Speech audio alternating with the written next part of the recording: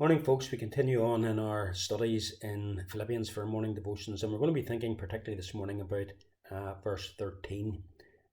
In verse 12, Paul tells the Philippian believers that his imprisonment in Rome is actually worked out for the furtherance of the gospel.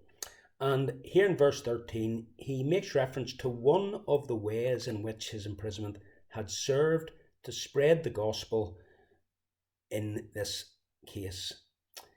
He says, "It has become clear throughout the whole palace guard and to everyone else that I am in chains for Christ."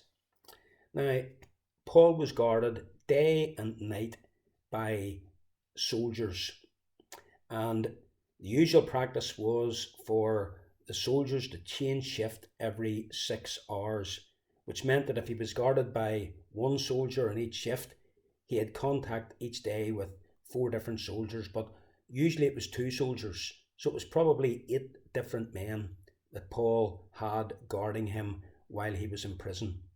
Now, what do you think Paul would do when he had these soldiers beside him?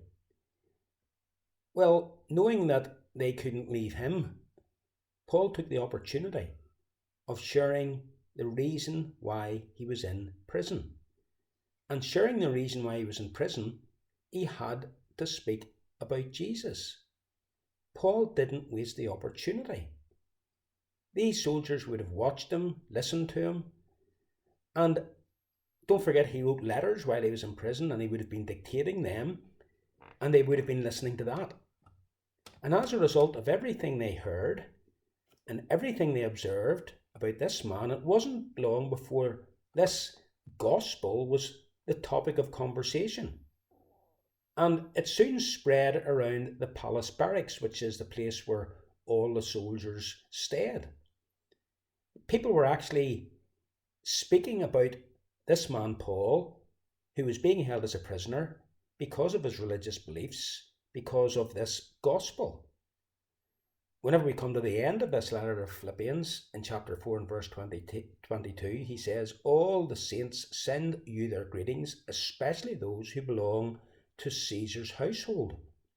So, saints in Caesar's household in Rome, how did they come to believe?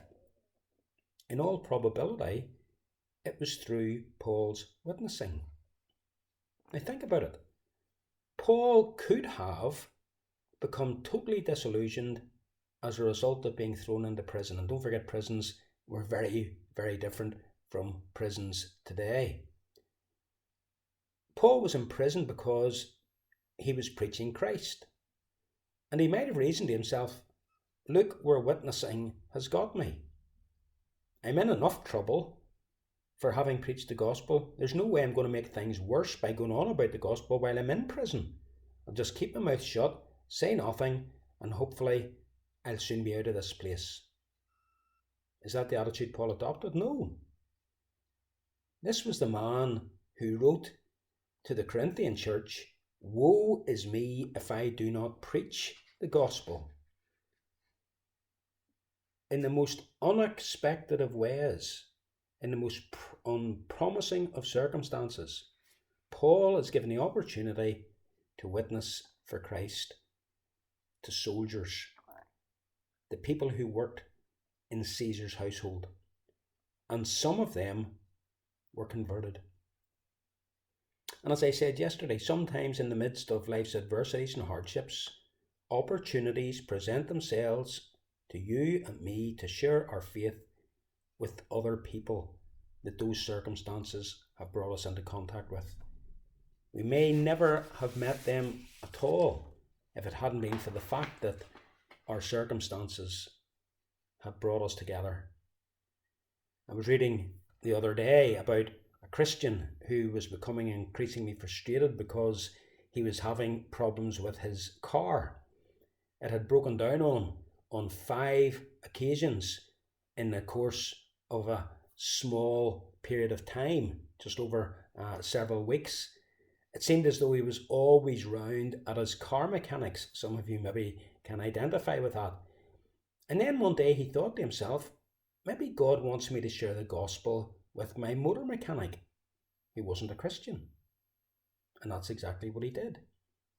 He began to look upon his trouble as an opportunity of witnessing to someone who was a needy sinner. Surely, brethren, this is one of the things that we learn from reading this section of Paul's letter.